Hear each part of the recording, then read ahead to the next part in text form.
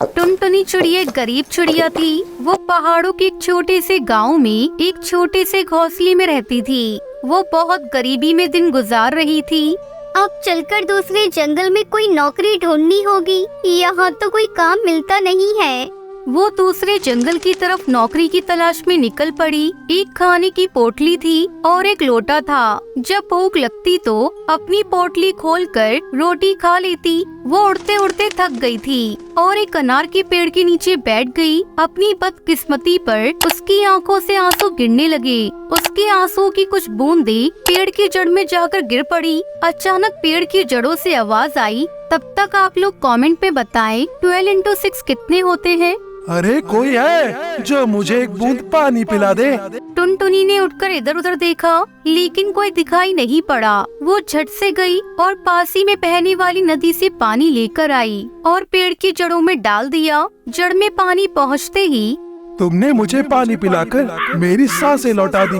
मैं तुमसे बहुत प्रसन्न हूँ। इस पेड़ के नीचे एक गड्ढा है, उसमें कुछ बीज हैं। उन्हें अपने साथ ले जाओ और अपने आंगन में लगा दो, लेकिन आज के बाद कभी आंसू मत गिराना। टुनटुनी ने पेड़ के नीचे देखा तो नीचे सचमुच गड्ढे में कुछ बीज थे। उसने उन्हें उठा लिया। बहुत बहुत धन्यवाद। पर आप कौन हैं और मुझ पर इतनी कृपा करने का क्या कारण है? मैं इसी की जड़ों में रहता हूँ। 2 दिन पहले ही कुछ लोगों ने पेड़ काटने का प्रयास किया था। उस समय से मैं बेसुध था। अभी कुछ प्यास लगी थी, इसलिए तुम्हें आवाज दी थी। ठीक है, मैं तो घर से नौकरी की तलाश में निकली थी। टुनटुनी घर आकर अपने आंगन के कोने में बीज लगा देती है। सुबह जब सोकर उठती है तो वहाँ एक अनार का पेड़ उग गया था। वो बहुत खुश हुई। ये अनार का पेड़ कैसे मेरी इच्छा पूरी कर पाएगा? तभी उसने देखा कि पेड़ की कुछ डालियों पर छोटे छोटे अनार लगे हैं। एक अनार नीचे गिरा था। उसने अनार तोड़कर देखा तो उस अनार के बीज सोने की थे। उसकी आंखें हैरानी से फैल गई। वो पेड़ पर चढ़कर सारे अनार तोड़ने की सोच रही थी। तभी पेड़ से आवाज आई, टुनटुनी थोड़ा सब्र करो। जो अनार नीचे गिरेंगे वही उठाना। थोड़ा थोड़ा करके बाजार में बेच देना। इस पेड़ की जितनी अच्छी देखभाल करोगी उतने ही ज्यादा फल तुम्हें मिलेंगे। ध्यान रखना ये बात किसी को पता न चले।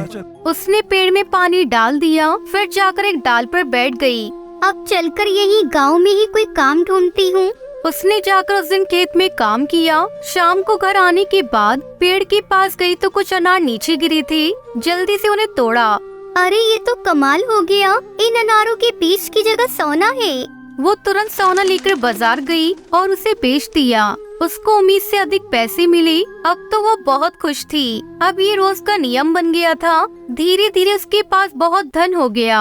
अब वो कहीं पर काम पर नहीं जाती थी। उसके रहन सहन में तो बदलाव ही आ गया था।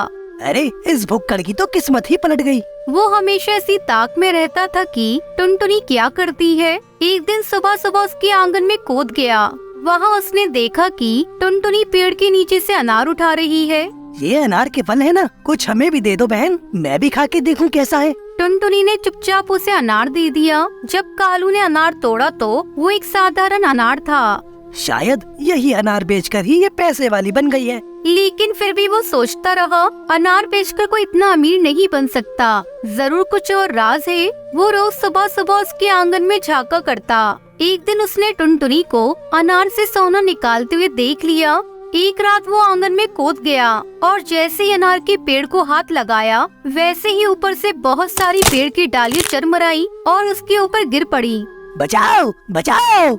लेकिन उसकी आवाज किसी ने नहीं सुनी। वो सुबह तक वही बेहोश पड़ा रहा। जब टुनटुनी सुबह उठकर आंगन में गई तो कालू को वहाँ देखकर हैरान हो गई। अरे तुम यहाँ कैसे आई? क्या हुआ तुम्हें? अरे बहन मुझे बचा लो, पहले इस झंझट से छुटकारा दिलाओ। पता नहीं कैसे ये डालियाँ मेरे ऊपर गिर गई। मैं तो सिर्फ एक अनार तोड़ने आया था।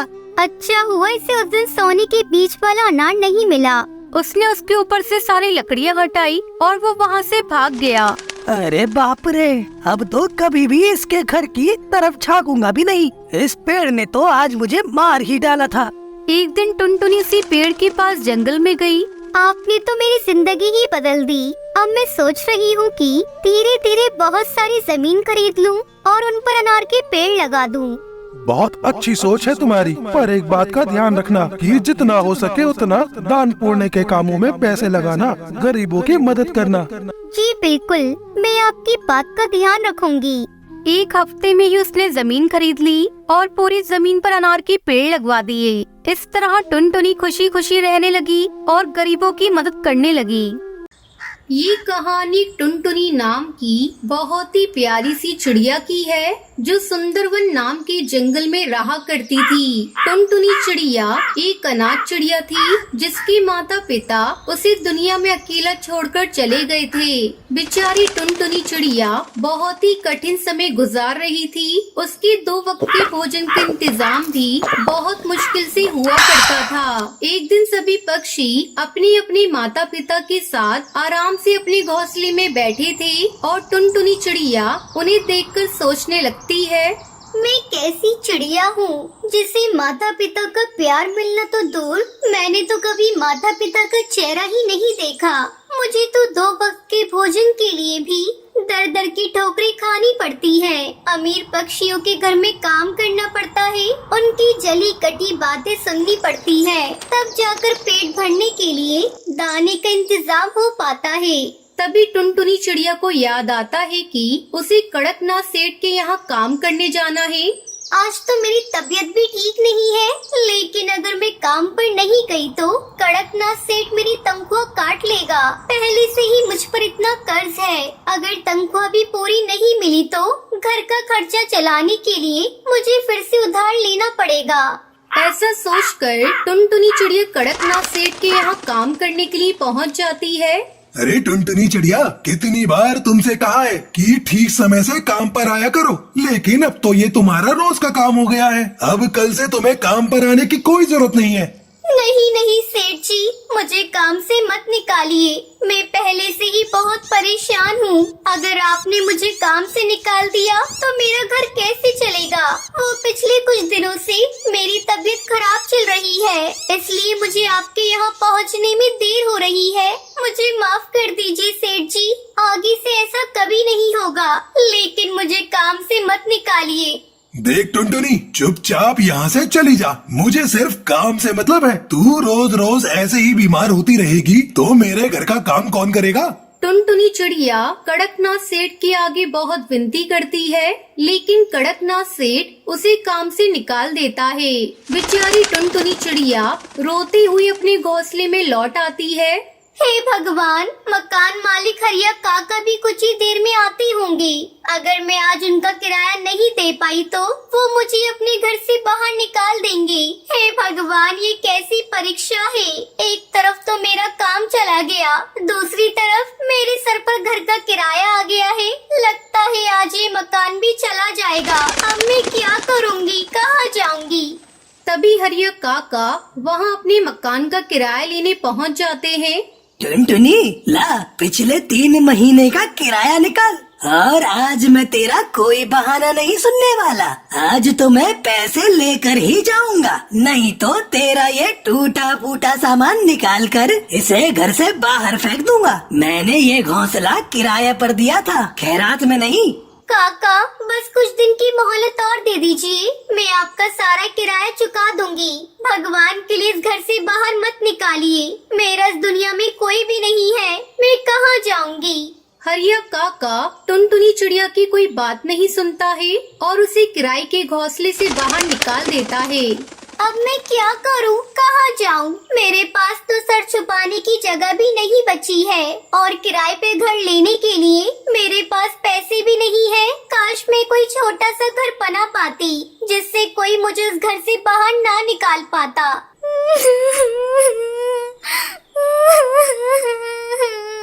टुनटुनी चिड़िया के रोने की आवाज सुनकर एक सुंदर सी नीले रंग की चिड़िया उसके पास आती है।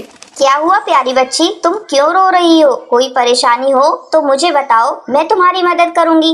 मैं बहुत परेशान हूँ, मैं एक अनाथ चिड़िया हूँ, मैं किसी तरह एक सेठ के यहाँ मजदूरी करके अपना पेट भरती थी, लेकिन आज उन्होंने मुझे काम से निकाल दिया। मैंने पिछले कई महीने से मकान का किराया भी नहीं दिया था, इसलिए मकान मालिक ने मुझे इस घोंसले से भी उठाकर बाहर फेंक दिया। अब मेरे पास ना खाने के लिए दाना है, ना रहने के लिए कोई घर है। मैं अपना खुद का छोटा सा घर बनाना चाहती हूँ, लेकिन मेरे पास मकान बनवाने के लिए भी पैसे नहीं हैं।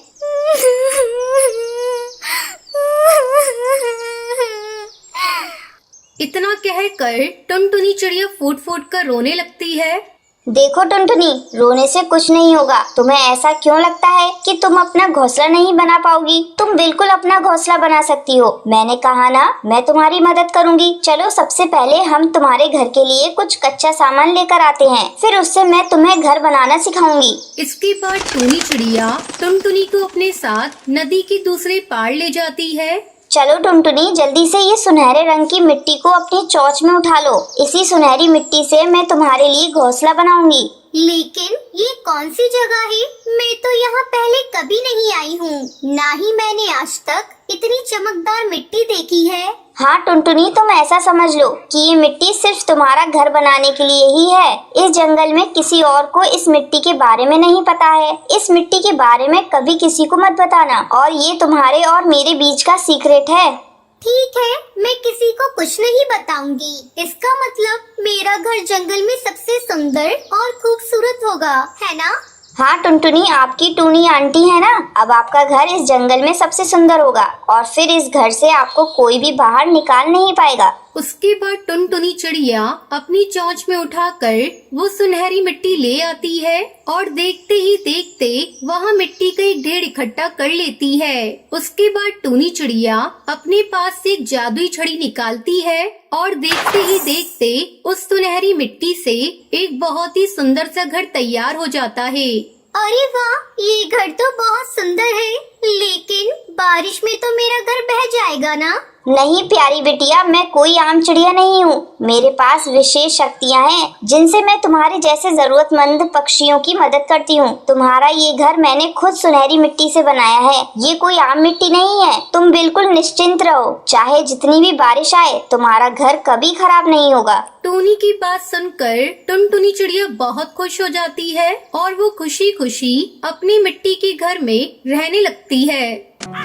टुनटुनी चिड़िया अपने पति बंटी कबूतर और एक बेटी लूसी कबूतरी के साथ एक गांव में रहती थी। टुनटुनी का पति मजदूरी का काम किया करता था। वो लोग बहुत ही गरीबी की हालत में रहते थे। बहुत मुश्किल से 2 वक्त का खाना मिल पाता था। बंटी की माँ भी काफी बूढ़ी और बीमार थी। उनकी जिंदगी इसी तरह चल रही थी कि अचानक एक दिन बंटी कबूतर को काफी तेज बुखार आता है और सही इलाज न मिल पाने के कारण उसकी मृत्यु हो जाती है। टुनटुनी के पति का एक छोटा भाई कालू कौवा भी था, जो बहुत चालाक किस्म का कौवा था। भाई की मृत्यु के बाद वो थोड़े दिन उसके परिवार और माँ की सेवा का नाटक करता है। कालू अपनी माँ से कहता है, देखो माँ, भाई की तो अब मृत्यु हो चुकी है। भाभी तो जाकर खेतों में काम करेंगी नहीं, सो मुझे ही सब देखना पड़ेगा। इन कागजों पर अंगूठा लगा दो, बाकी भाभी और बच्चों की चिंता मत करो, उनका सारा खर्च मैं उठा लूंगा। बूढ़ी माँ कालू की बातों में आकर अंगूठा लगा देती है, पर कालू बहुत मक्कार निकलता है। 2-4 दिनों में वो जमीन को औने पौने दाम में बेचकर गांव से फरार हो जाता है। कैसा कपूत पैदा किया मैंने, जो अपने ही घर को बर्बाद करके भाग गया। अब हम लोग क्या करेंगे? टुनटुनी चिड़िया पर तो दुखों का पहाड़ टूट पड़ा। वो सोचने लगती है, मैंने तो आज तक कोई काम नहीं किया, कभी घर से बाहर नहीं निकली। अपनी बच्ची और अपनी बूढ़ी सास का कैसे ख्याल रखूंगी? भगवान ने हमारे साथ बहुत अन्याय किया, घर का एकमात्र सहारा हमसे छीन लिया।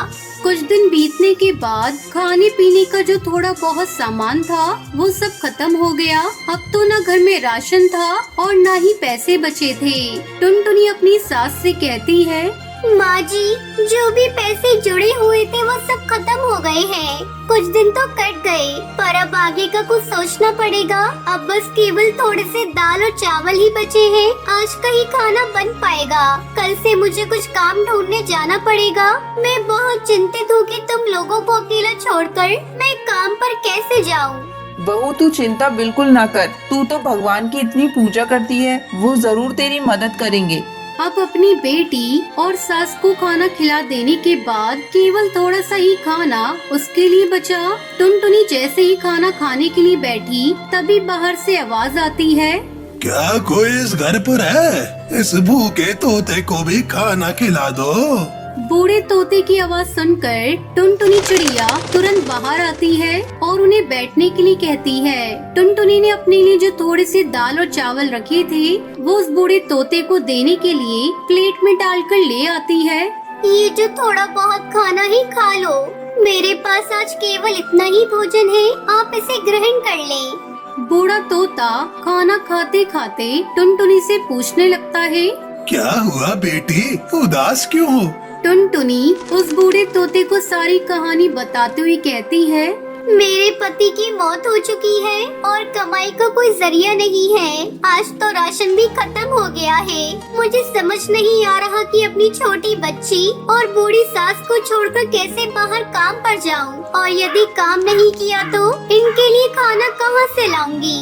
बूढ़ा तोता टुनटुनी की सारी बातें सुनकर उससे कहता है, तुमने ये जो दाल चावल बनाए थे इनमें बहुत ही स्वाद था। तुम्हारे हाथ में स्वाद है। घर के बाहर ही तुम दाल चावल का ठेला क्यों नहीं लगा लेती, जिससे तुम्हें घर छोड़कर कहीं जाना भी नहीं पड़ेगा और तुम्हारी कमाई का जरिया भी बन जाएगा। मैं तुम्हें एक नमक का पैकेट देता हूँ। ये एक जादुई नमक है। तुम अपने खाने में इसी पैकेट से नमक डालना, फिर देखना तुम्हारा सारा खाना हाथों हाथ बिक जाएगा और तुम्हें कभी पैसे की कोई परेशानी भी नहीं होगी। ये कहते हुए बूढ़ा तोता टुनटुनी चिड़िया को एक नमक का पैकेट देता है। आपको बहुत बहुत शुक्रिया काका, आपने तो मेरी समस्या हल कर दी। अब मैं घर पर रहकर ही सब काम कर लिया करूँगी और मुझे अपनी बच्ची को छोड़कर कहीं दूर भी नहीं जाना पड़ेगा। तुम बहुत ही अच्छे दिल की चिड़िया हो। तुम्हारे मन में लोगों के लिए दया भाव है और तुम लोगों की मदद करना चाहती हो, इसलिए मैं तुम्हें ये जादुई नमक दे रहा हूँ। ये तुम्हारी बहुत मदद करेगा। और हाँ, ये याद रखना, ये पैकेट कभी भी खाली नहीं होगा। बस तुम इसे संभाल कर रख देना और हमेशा खाने में नमक इसी में से डालना। भगवान तुम्हारा भला करेंगे। ये कहते हुए वो बूढ़ा तोता वहाँ से चला जाता है। टुनटुनी अगले ही दिन भगवान का नाम लेकर खाना बनाने का काम शुरू करती है। पहले दिन वो दाल चावल ही बनाती है और उसमें वही जादुई नमक डालती है। पहले ही दिन कुछ पक्षी टुनटुनी से दाल चावल खरीद कर खाते हैं, तो उसके दाल चावल के स्वाद से वो पक्षी बहुत खुश होते हैं। वाह बहन, क्या बात है। ये दाल चावल तो बहुत ही स्वादिष्ट है। हम भी रोज घर में दाल चावल बनाते हैं, परंतु ऐसा स्वाद तो कभी भी नहीं आया। हाँ भाई, ऐसे दाल चावल ना सुंदरी की माँ जो है ना 100 साल लगा कर भी नहीं बना पाएगी। बता रहा हूँ, स्वाद आ गया भाई, सच में वाह। टुनटुनी के बनाए दाल चावल धीरे धीरे पूरे जंगल में मशहूर हो जाते हैं। पूरे गांव भर में उसके दाल चावल की तारीफ होने लगती है। उस जादुई नमक के स्वाद ने अपना जादू चला दिया और टुनटुनी चिड़िया के बनाए दाल चावल गांव भर में मशहूर हो गए। अब टुनटुनी जितना भी खाना बनाती वो हाथों हाथ बिक जाता।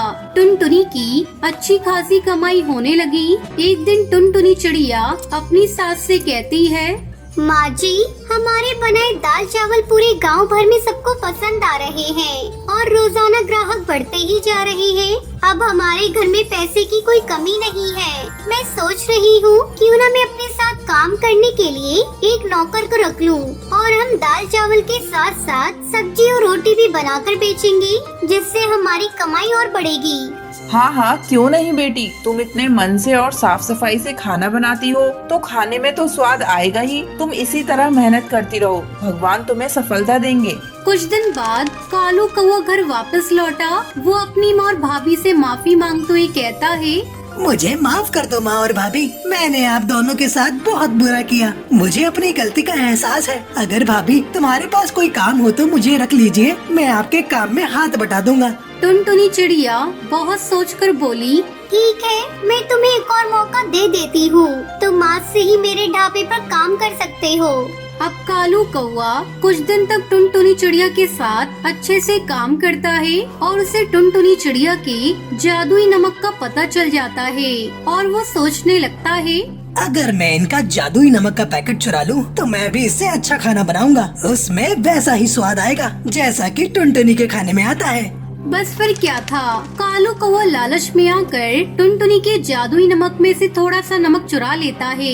टुनटुनी की बेटी ये सब देख लेती है। वहीं दूसरी ओर कालू कौवा टुनटुनी के चुराए हुए नमक से खाना बनाकर अपना ठेला लगाता है और सभी पक्षियों से कहता है, आइए आइए और कालू के ठेले पर आकर स्वादिष्ट खाना खाइए। कुछ पक्षी कालू के ठेले पर खाना खाने आते भी हैं, पर जैसे ही वो पक्षी खाना मुंह में डालते हैं उसे थूकने लगते हैं। आ थू थू थू थू थू है, इतना बेस्वाद और गंदा खाना। इसमें तुमने मसाले डाले हैं या जहर डाला है भाई? है थू थू थू थू, हमारे सारे पैसे बर्बाद कर दिए हैं। ये खाना तो कोई जानवर भी नहीं खाएगा। लाओ हमारे पैसे वापस करो। सभी पक्षी कालू को भला बुरा कहने लगते हैं और अपने पैसे वापस लेकर वहाँ से चले जाते हैं। वो बहुत दुखी होता है कि उसने तो पैसे उधार लेकर बहुत सारा खाना बना लिया था, परंतु सारा खाना बर्बाद हो गया, जिससे उसका बहुत बड़ा नुकसान हुआ। अगले दिन कालू रोते हुए टुनटुनी से माफी मांगने जाता है। उसे समझ में आ गया था कि एक भली चिड़िया के साथ बुरा करने और चोरी करने का अंजाम उसे मिल गया है। कालू कौवे को अपनी गलती समझ आ जाती है और उसके बाद से वो ईमानदारी के साथ टुनटुनी चिड़िया के यहाँ काम करने लगता है